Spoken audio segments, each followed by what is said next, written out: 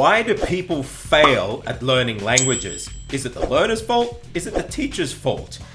I want to share with you from over 20 years of learning languages and learning many of them to professional fluency, and also helping professionals and other people learn languages to fluency, and help people who have maybe given up in the past come back and really be successful at learning languages. Now, I'm telling you, I haven't taught them, but I'll show you what's happened. I want to share with you a story that maybe will help explain why I think that some teachers could fail in helping somebody achieve fluency in a language. So here's the story. Maybe not a perfect analogy, but I'm going to tell it anyway. I love Sichuan food. And in Bangkok, there's this restaurant that is my absolute favorite for Sichuan food. It's called Chuan Wei Fang. That means the flavor of Sichuan. It's a fantastic restaurant, and it's probably the only Sichuan restaurant in Bangkok that I want to eat from. So let's get this. Supposing that I'm visiting Bangkok for the first time, and I want to eat Sichuan food, and I don't know about this restaurant, and I call up my friend, and my friend is a local. I say, hey, I'm looking for some great Sichuan food. You got a restaurant? Yeah, I eat there every week. Fantastic. I'm going to drive there now. Can you tell me how to get there? This is where I want you to now start making the analogy. The person navigating the road to the Sichuan restaurant is the teacher. I'm the learner. I'm the person driving the car. Now, let's stipulate a few things here. I'm not a native to this city. I don't know the roads yet. Maybe I don't even drive on the same side of the road. I've just rented a car and I'm wanting to drive to a Sichuan restaurant. I trust that the person navigating, because they go to this restaurant every week, they're going to know how to get there. They know the road like the back of their hand. That Sichuan restaurant is attaining fluency, or at least being able to speak and communicate in the language. So they ask me, okay, so where are you now? I say, I'm at Plernchit Center. Now, if you look on a map in Bangkok, the Plernchit Center is on Sukhumvit Road in the Plernchit area.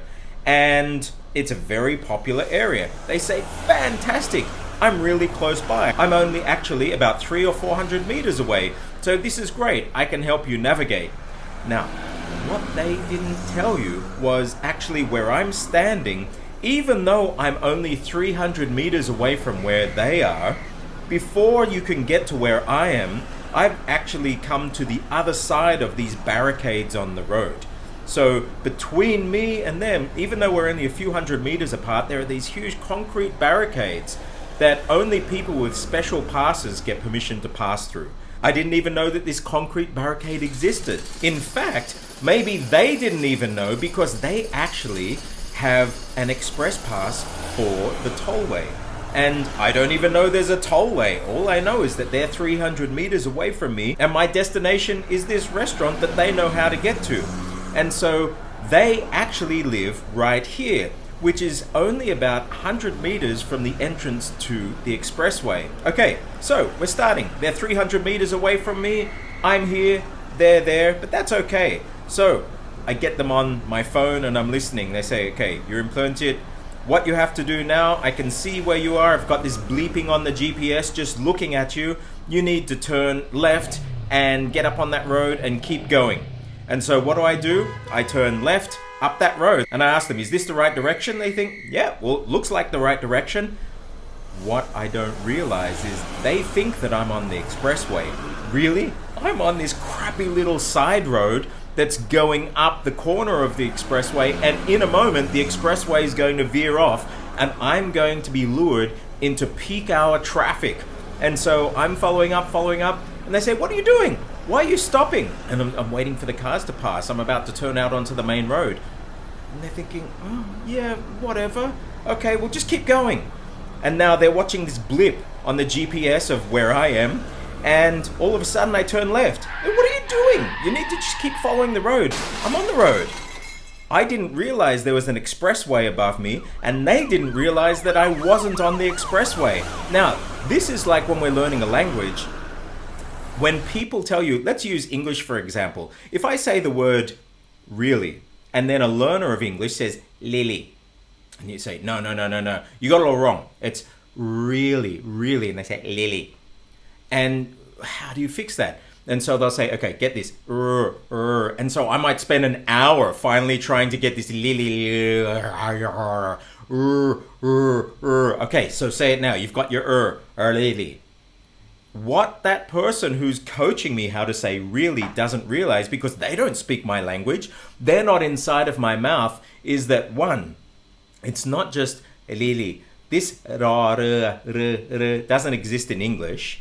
It's a tap, and the exact position of articulation doesn't exist. And the R's in English are this this rotalized That's the only thing that's obvious to them. But actually, the E sound in Thai versus the E sound in English. Really, E. I've got this rounded mouth, and in Thai, E. I've got a lateral mouth and it's forward. So when when my tongue drops down, I don't have to do anything with my mouth to get this really out.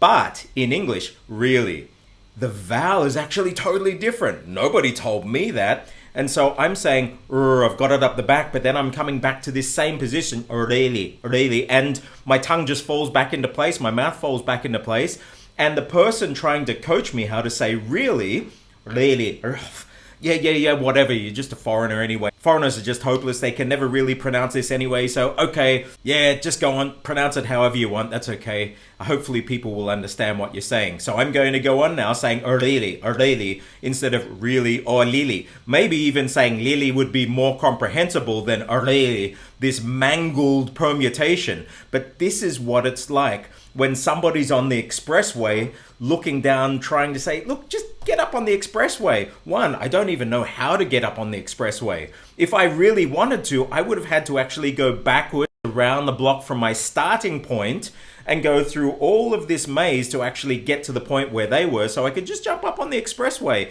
And to get on the expressway, I actually need an easy pass. And I don't have an easy pass. Where do you get an easy pass? It turns out that they actually had one ordered and sent to their house many, many years ago. But for somebody who's just landing in the country to get an easy pass to go onto the freeway, that's going to take months. Nobody told me that.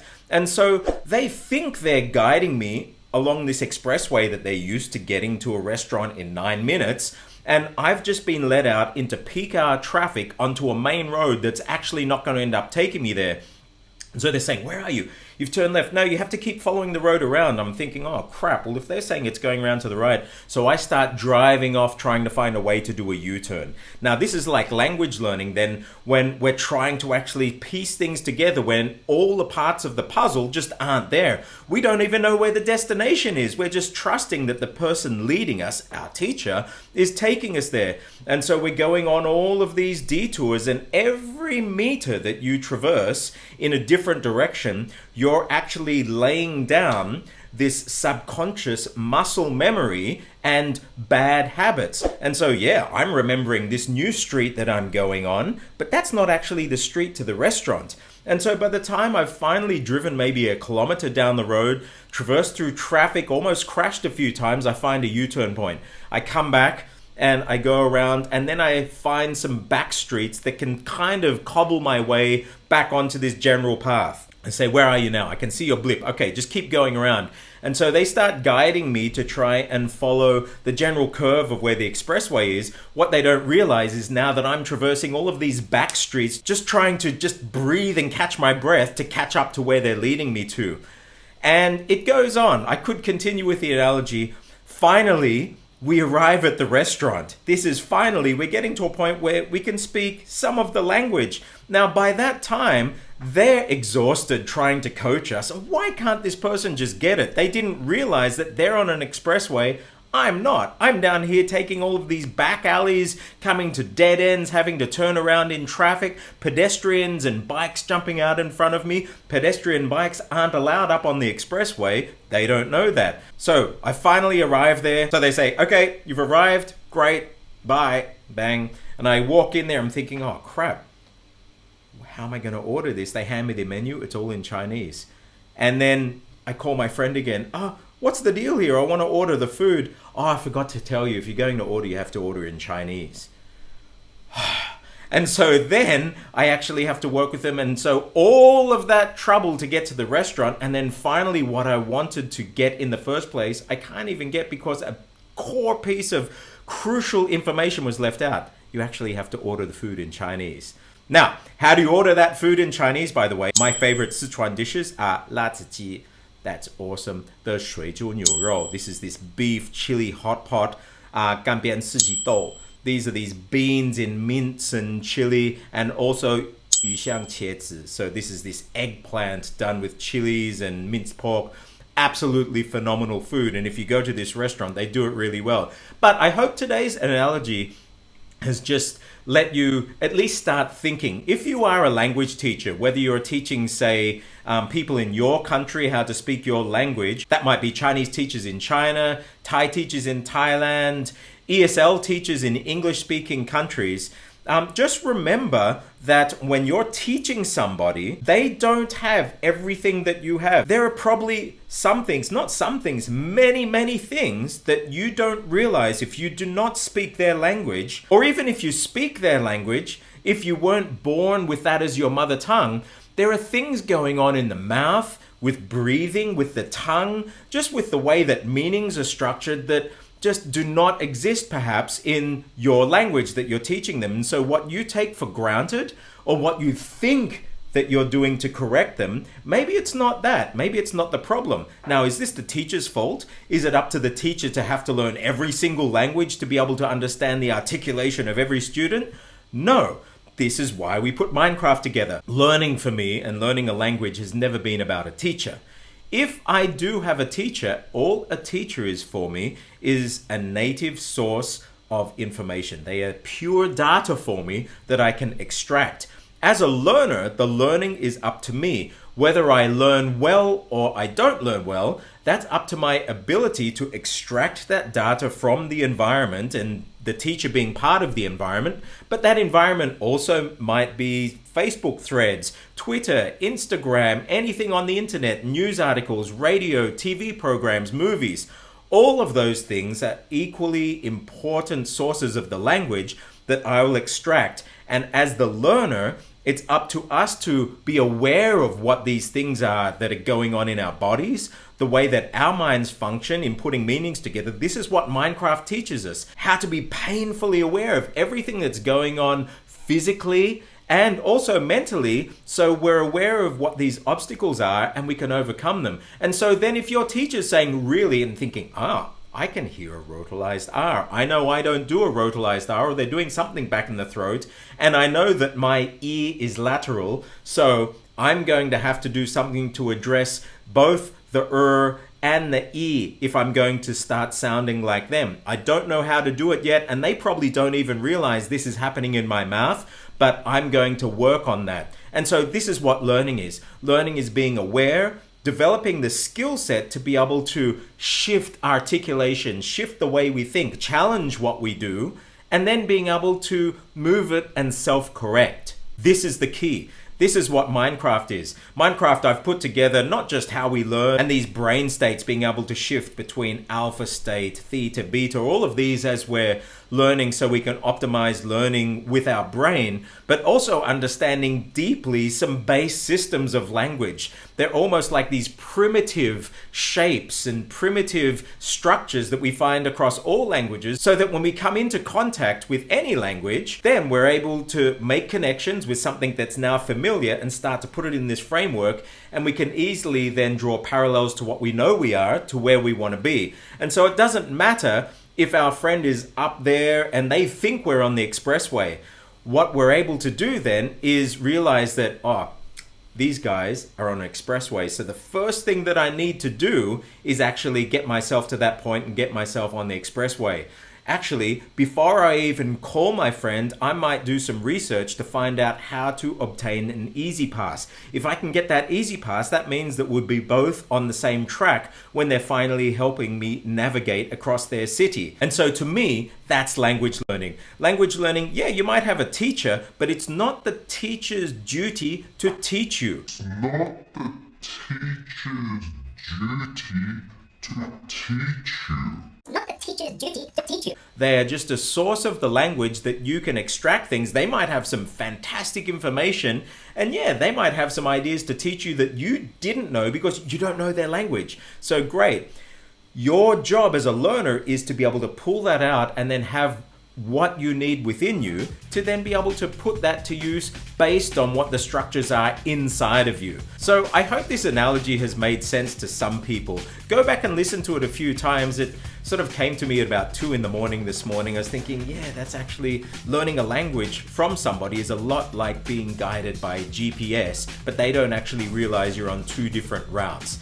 And what my job and what Minecraft is all about is getting you onto that route so that you can take the journey together. Thank you everybody for subscribing and liking. It's meant a lot. The growth of this channel, I am just blown away, and I'm so happy that people from all across the world are getting into learning about the brain and how we learn languages. No matter what language you're learning, scan the QR code up top and jump into our Discord server. We have channels for almost any language you can imagine. We've just started up a general channel also for discussions in only Thai about these things. So we've got English general channel, Thai general channel. If there are enough people, I'm willing to open up new channels so that discussions can be held in those languages, and we can grow this community around the world and just celebrate the brain, celebrate what we are as human beings in our ability to learn and learn languages. I'm Stuart J. Raj. I'll see you on the other side.